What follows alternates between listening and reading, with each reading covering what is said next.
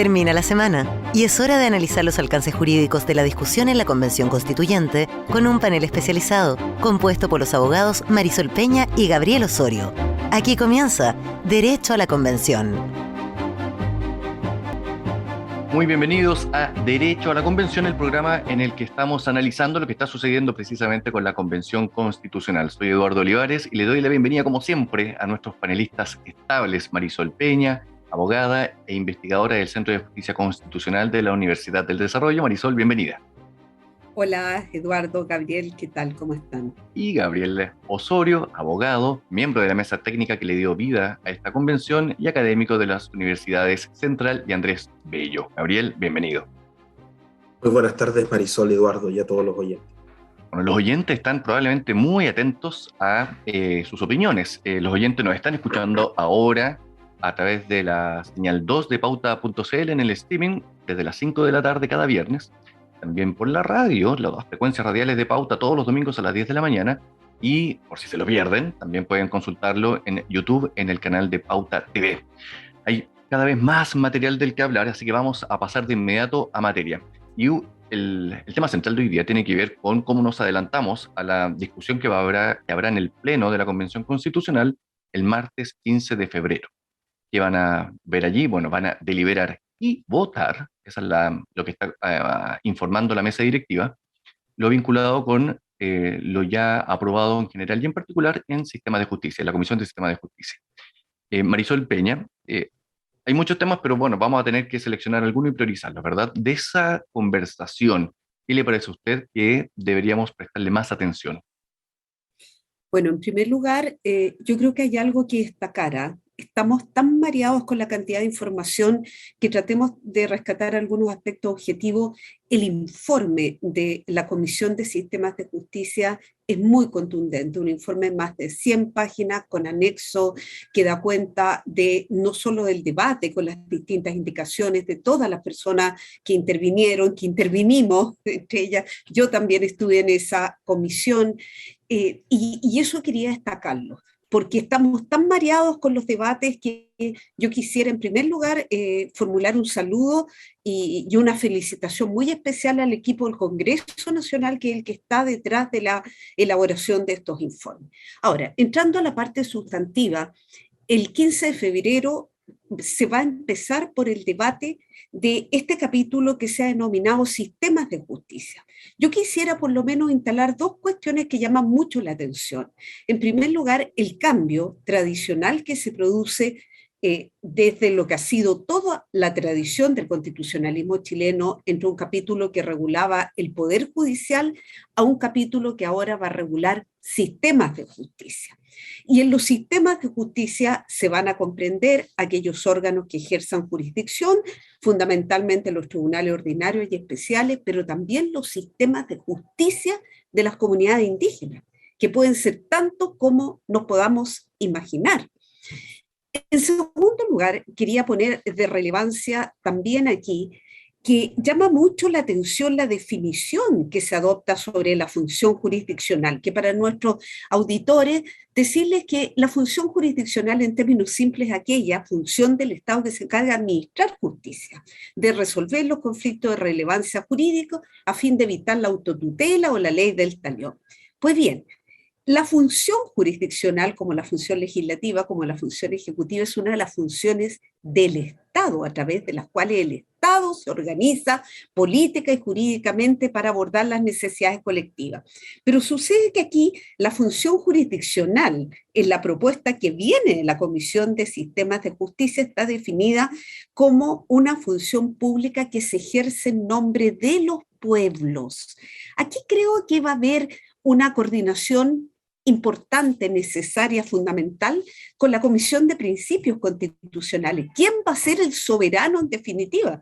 Parece que no va a ser la nación, tampoco va a ser el pueblo como elemento humano del Estado, van a ser los pueblos o incluso los colectivos de los cuales se habla más adelante en este mismo capítulo con ocasión del derecho a acceso a la justicia. Por ahora yo me quedaría con esos temas para ponerlos sobre la mesa, Eduardo. Gabriel Osorio. Bueno, junto con saludar, en primer lugar quisiera señalar que Es un texto breve en comparación con lo que ha surgido de otras comisiones de la Convención Constitucional. Al menos solamente se refiere a los principios de este sistema de justicia o sistema nacional de justicia. A veces, si bien se encabeza, ¿no es cierto?, el capítulo con el título Sistema de Justicia, después habla de los principios generales del Sistema Nacional de Justicia. Entonces, igual a veces hay una utilización del lenguaje un poco no cuidada.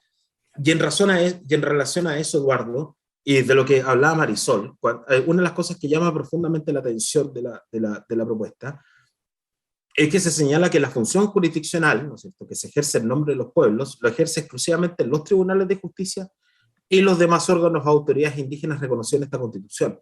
Pero posteriormente hay unas contradicciones en el texto que igual vale la pena destacar, cuando se señala específicamente que solamente los tribunales de justicia pueden ejercer la jurisdicción. Entonces, hay ciertas cosas que aún no están suficientemente bien pulidas en el texto que se está proponiendo, que ya no es un texto en general, ya no es un texto que está en discusión y que pudiese ser perfeccionado, sino que este texto va a ir al Pleno de manera tal de que este pueda ser aprobado o rechazado, ¿no es cierto? Y en caso de ser aprobado, comenzar a formar parte de la futura propuesta de Constitución Política de la República.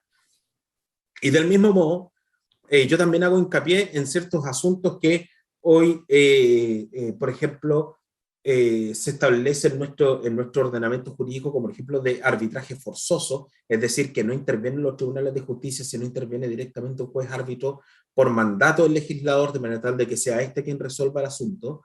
Y en la propuesta que está saliendo de la propuesta de la Comisión de Justicia, se señala específicamente que siempre este tipo de arbitraje va a ser voluntario y por tanto no se puede, se eliminaría la figura de los arbitrajes forzosos que históricamente han existido en Chile. También destacar que se celebra la inclusión del principio de probidad, transparencia. Sin embargo,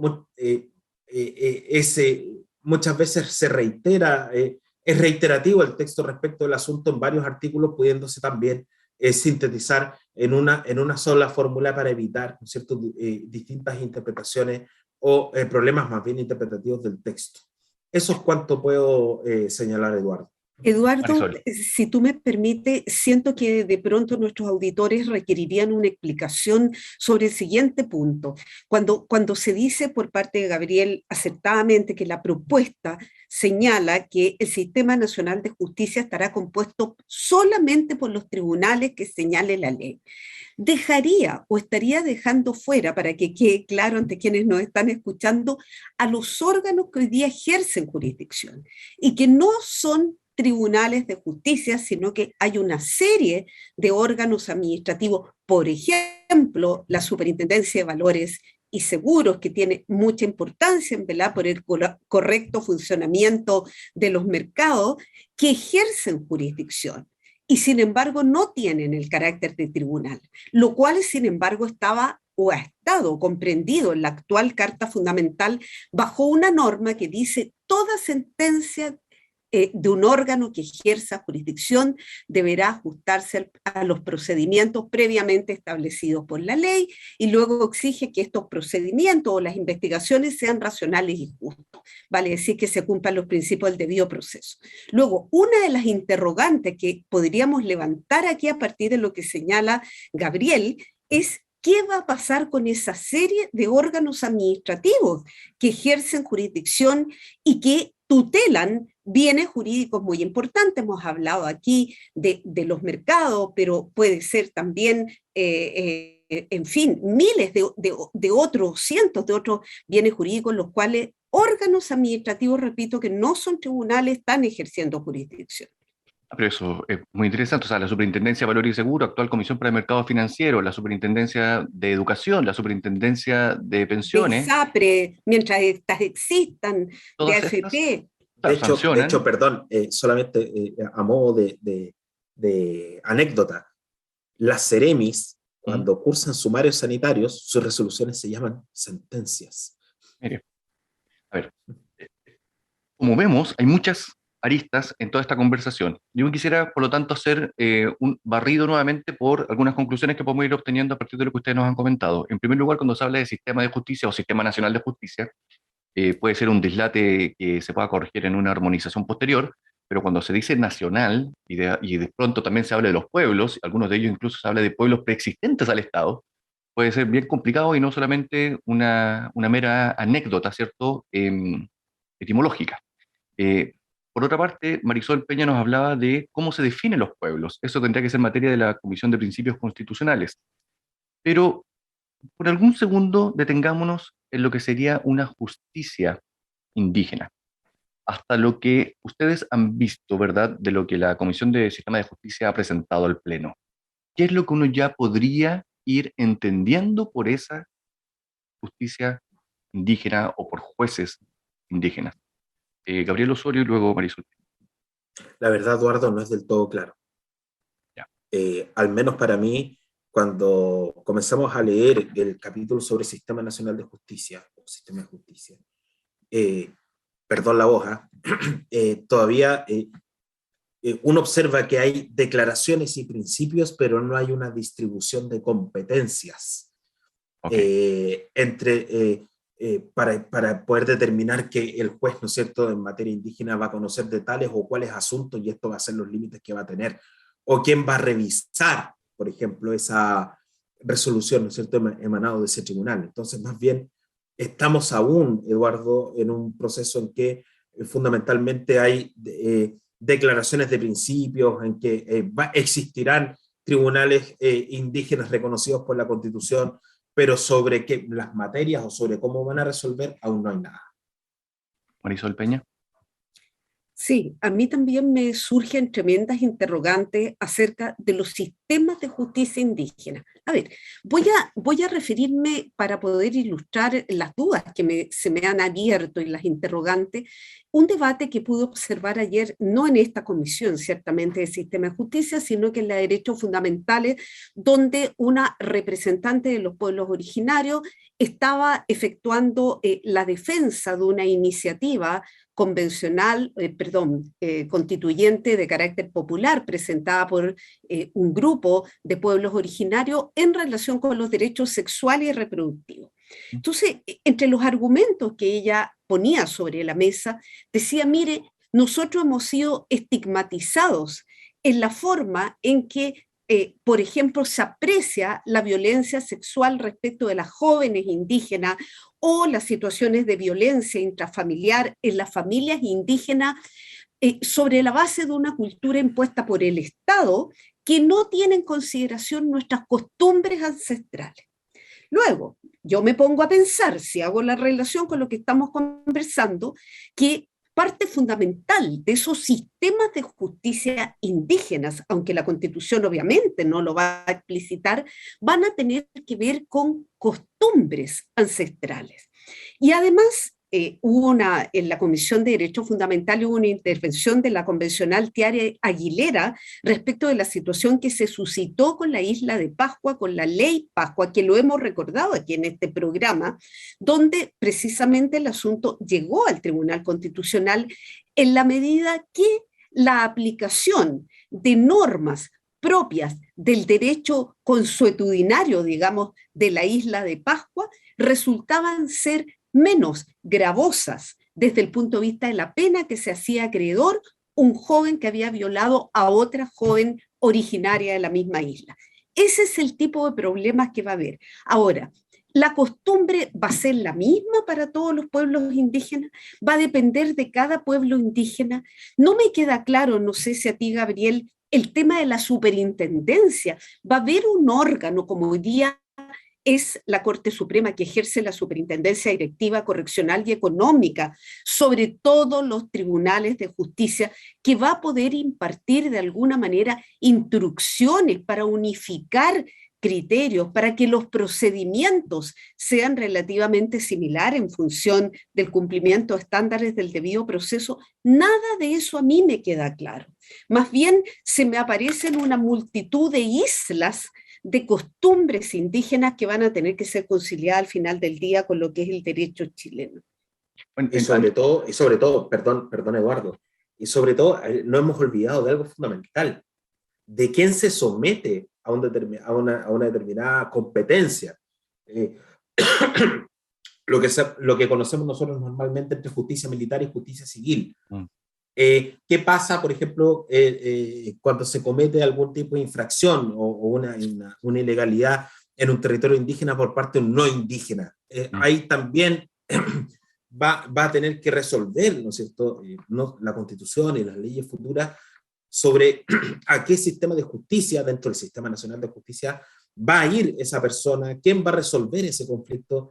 A mí me parece, Eduardo, que esto está muy verdad, muy verdad. Bueno, hay propuestas que han algunas representantes, ¿verdad?, de los pueblos originarios presentado, tales como establecer una especie de tribunal intermedio que va precisamente a dirimir estas cuestiones, que tendrá que estar integrado por representantes del mundo indígena, paritario y algunas otras características. Ahora, lo que se está votando, y esto es importante tal vez para que el auditor lo conozca, es exactamente la parte inicial, ¿verdad?, los principios de los sistemas de justicia. Por lo tanto, toda esta siguiente cadena de cuestiones más concretas deberían venir en deliberaciones posteriores. A mí me parece por lo menos que, claro, falta todo el aspecto orgánico. Desde luego, no hay menciones todavía sobre el sistema de nombramiento de los jueces, que es una cuestión que aquí lo hemos conversado en el programa, genera enormes dudas porque efectivamente todos los esfuerzos que se hagan por evitar la politización de los jueces, por resguardar su independencia, su inamovilidad, son esfuerzos necesarios. Y nada de eso está definido. Como bien decía Gabriel en un comienzo, la propuesta que se estaría votando el día martes 15 tiene que ver solamente con los principios informadores. Y de paso voy a agregar algo de lo cual me hago solo personalmente responsable. Me parece absolutamente innecesario que dentro de esas normas se establezca que en ningún caso podrán existir tribunales militares de carácter especializado que en razón de este fuero personal a que aludía Gabriel puedan juzgar a los miembros de las Fuerzas Armadas. Bastaría con haber señalado existirán los tribunales especiales que determinen la ley. Y si la ley definitivamente deroga el sistema de justicia militar y afecta el juzgamiento de las situaciones que afectan a los miembros de las Fuerzas Armadas, a los tribunales ordinarios, como ha sido la tendencia por lo demás en los últimos años, habría bastado. Pero a mí me parece lesivo, lo quiero decir muy responsablemente, lesivo para un sector de la comunidad nacional que no ha buscado ex profeso tener situaciones de excepcionalidad, ni menos tampoco de impunidad, como en algunos momentos se ha querido sugerir. Y en buena parte de esto que estamos conversando se tendrá que aplicar en el territorio, como se suele decir hoy día. Y los territorios podrían estar cambiando, al menos de la manera en que ya los conocemos. En la Comisión Formas de Estado ha avanzado en una serie también de propuestas, normas que se han ido aprobando en general y en particular, que harían que ahora tengamos un Estado regional. Este Estado regional, de acuerdo con las últimas aprobaciones, consistiría en una serie de distintas capas administrativas, pero quisiera que nos concentráramos en particular una, que alguna vez de hecho lo tocamos en este espacio, que apuntaba a la capacidad legislativa que podrían tener eventualmente las regiones. Y para ello, la propuesta es crear asambleas regionales legislativas. Es decir, las regiones podrían elegir asambleístas, ¿okay?, que serían legisladores internos, con capacidades para, por ejemplo, crear empresas regionales, capacidades para fijar, modificar o suprimir algunos tributos como tasas y contribuciones o también beneficios tributarios, y la capacidad también para tener incluso la contratación de préstamos o en préstamos. Marisol Peña, en esta gran figura, ¿verdad?, de regiones más, más poder, ¿cómo evalúa usted el diseño, ¿verdad?, que se está aplicando de acuerdo con estas primeras propuestas? A ver, complejo, pesado, enredado, si pudiéramos decirlo, porque es verdad, la descentralización política apunta fundamentalmente en su grado más perfecto, ¿verdad?, como anhelo de las regiones en Chile, a que efectivamente haya autoridades electas y que puedan existir espacios en los cuales las decisiones puedan generarse en las mismas regiones, puedan dictar ciertas normas. como sucede actualmente. Por lo demás, en materia municipal sí se dictan ciertas normas, se aprueba por el Consejo Comunal, el plan regulador comunal, por ejemplo. Claro. O sea, no es que no haya existido un sistema en Chile en el cual las unidades territoriales, me estoy refiriendo fundamentalmente al nivel de las comunas, no hayan aprobado normas. Pero me parece a mí que la dictación de leyes ya es mucho más compleja. Por ejemplo, en materia tributaria, la ley va a tener que compatibilizarse con el manejo macroeconómico del Estado. Entonces, efectivamente, una región con el fin de tener más recursos podría gravar con impuestos determinadas actividades, generando situaciones de desigualdad ante la ley frente a otras regiones y un impacto en el funcionamiento macroeconómico del Estado.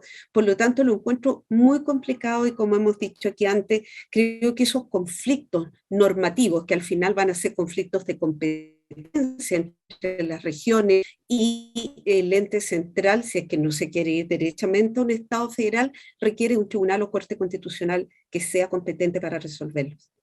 Gabriel Osorio, ¿es Estado regional o Estado federal, en definitiva, lo que está En empujando realidad la convención? esto, Eduardo, va un poquito más allá de lo que normalmente conocemos como Estado regional. A mí me llama poderosamente la atención algunas de las atribuciones que se le estaría dando a las asambleas legislativas regionales, como por ejemplo la organización de la división política administrativa de la región. Es decir, que la creación de las comunas, la creación de provincias, o incluso hasta innovar en otras formas de división político-administrativa, quería entregado completa y absolutamente al dominio, llamémoslo, legal regional, lo cual evidentemente se puede prestar para una utilización política desafortunada, pero no solo eso, por ejemplo, entregar favores sobre la base de creación de nuevas comunas o crear comunas para debilitar a un determinado alcalde que puede ser de oposición al gobernador. La verdad es que eso es de muy difícil explicación. Pero la creación de empresas públicas regionales o la capacidad de endeudarse, de intervenir en la generación de impuestos o incluso mandar, como se señala específicamente, a los ministerios y servicios públicos regionales en no entender un poco cómo se divide el derecho administrativo en derecho administrativo nacional, derecho administrativo regional y comunal. De entender que evidentemente los ministerios no pueden ser mandados por el gobernador si en otra parte de la Constitución me dice que son colaboradores directos e inmediatos del presidente de la República. Y por tanto, dependiente de él y de su exclusiva confianza. Además que existen normas específicas que permitirían al Estado central para poder ejercer facultades regionales de carácter temporal cuando las entidades territoriales no puedan cumplir eficientemente sus mandatos. Y esa norma, por ejemplo, no es más que un incentivo para que dichas entidades territoriales no ejerzan su mandato y culpen finalmente a el gobierno central. Me parece que es una estructura extremadamente pesada, burocrática, va a ser muy difícil conciliar estas competencias legislativas concurrentes con el Congreso en materia de coordinación tributaria, presupuestaria, entre otras cosas, porque finalmente hacen como en el número 18, después de señalar el diseño y la ejecución de proyectos, etcétera, etcétera, ya a ver qué ministerios se nos ocurrieron, ya, vivienda, urbanismo, salud, educación, transporte, conectividad digital, turismo, deporte, ocio y recreación de la región autónoma, todo. Y eso evidentemente no solamente debilita la manera en que se va a realizar la ley, sino que va a ser de una manera mucho más engorrosa y finalmente aquí va a haber un problema también no solamente de competencia legislativa, sino también de jerarquía normativa que va a ser muy difícil de interpretar, sobre todo cuando, tal como señaló Marisol, al no existir un órgano, sino que dice el articulado que le corresponderá al órgano que determine la Constitución, la resolución en materias de competencia, la resolución en contienda de competencia, va a ser muy difícil administrar prácticamente, Eduardo, una ley de gobierno regional nueva que están metiendo en la Constitución. Creo que tener prácticamente 70 artículos de descentralización habla más bien de una constitucionalización de la legislación administrativa, y eso no hace sino que rigidizar aún más la organización del Estado desde el punto de vista rural. Interesante, Marisol. Este jueves hablábamos con Raúl Bertelsen, el ex integrante de la Comisión Ortúzar, ex presidente del Tribunal Constitucional también, y él recordaba que las regiones, cuando se creó la Constitución, eran números, y de pronto ahora las regiones comienzan a ser, tienen, bueno, su nombre obviamente, eso se ha determinado por la ley, pero ahora pasan a ser también identidades distintas que hay que administrar, en conjunto con aquellas que mencionábamos de los territorios especiales que esta propuesta también incluye, comunas autónomas y territorios especiales indígenas. Marisol Peña. Perdona, se me fue, perdón la voz, se me fue la conexión en un minuto. ¿Me puedes repetir? Y cómo no. Básicamente es como esta idea de darle mucho más poder a las regiones se vincula con una explosión también de identidades, que cuando estaban en la Constitución de 1980, esto lo decía Raúl Bertelsen, eran solo números, eran números como quien hablaba de la compañía de bomberos. Y ahora, sin embargo, se generan estas reivindicaciones de identidades que se suman a las originarias. Como eso también se suma, ¿verdad? Se agrega lo que estaba diciendo Gabriel, de la sobreburocratización, de la norma sobre norma, y quién resuelve. Yo creo que aquí va a haber un problema gravísimo de titularidades de derecho, además del ejercicio de competencia. Volviendo al tema con el cual partimos el programa, en el capítulo del sistema de justicia se señala como principio de acceso a la justicia que puede acudir cualquier persona y también los representantes de colectivos, las personas y los colectivos. ¿Quiénes son los colectivos? ¿Quién representa un colectivo? ¿Cuál es la responsabilidad que tiene un colectivo?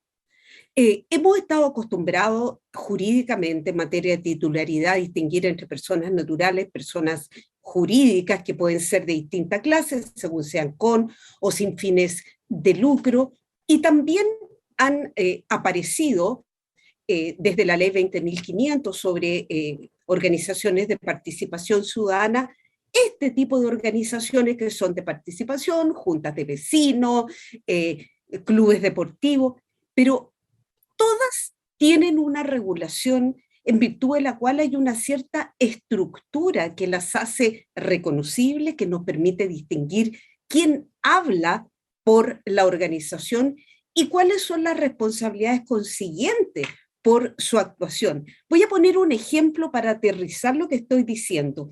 Sucede, por ejemplo, que hay, desde el punto de vista procesal, en la circunstancia de que si una persona, por ejemplo, litiga en forma temeraria y es condenada en costas, y resulta que quien ha litigado es el colectivo, ¿a quién se va a perseguir? ¿Contra quién el Consejo de Defensa del Estado va a deducir la acción para cobrar esas costas que justamente por objeto sancionar la litigación temeraria? Entonces, hay un problema, diría yo, no solamente de estructura, sino que de titularidad que yo quisiera relevar y que me da la impresión que no sé si gran parte, pero un grupo importante de convencionales vive en una suerte de un mundo feliz, como la novela de Aldous Huxley, en que parecía que todos estábamos clasificados, pero las clasificaciones tienen que importar no solamente derechos, sino que también deberes. Y yo creo que eso no se está tomando en cuenta y gran parte de lo que conocemos hoy día como lo que podrían ser las normas de la futura Constitución son más bien declaraciones retóricas de anhelos, de reclamos, de particularidades que tienen otra forma de canalización, pero no a través de normas constitucionales que tienen que ver con competencia, que tienen que ver con derechos precisos.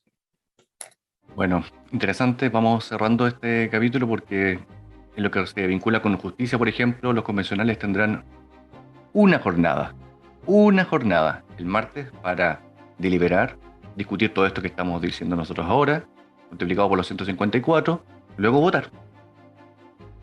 Se tiene que alcanzar 2/3, recordémoslo, 2/3 como mínimo para que una norma sea aprobada y pase a integrar la propuesta final de nueva constitución. Y si no alcanzan los 2/3, señor Osorio, ¿qué pasa? No se discute, salvo que haya alcanzado una mayoría y vuelva a comisión para un segundo informe. En cuyo caso podría después, eventualmente en un mes más, volver a la discusión en el Pleno. Gabriel Osorio, Marisol Peña, como siempre, muchísimas gracias por haber estado en este programa cada vez más intenso. Y en la próxima oportunidad, yo no sé, vamos a hablar de quizá de justicia, de derechos fundamentales, principios, tantos temas más, ¿verdad? Les agradezco que hayan estado nuevamente con nosotros en Pauta. Que estén bien. Acabas de escuchar el mejor análisis de los alcances jurídicos de la discusión en la Convención Constituyente, con un panel de abogados especializados, compuesto por Marisol Peña y Gabriel Osorio. Esto fue Derecho a la Convención.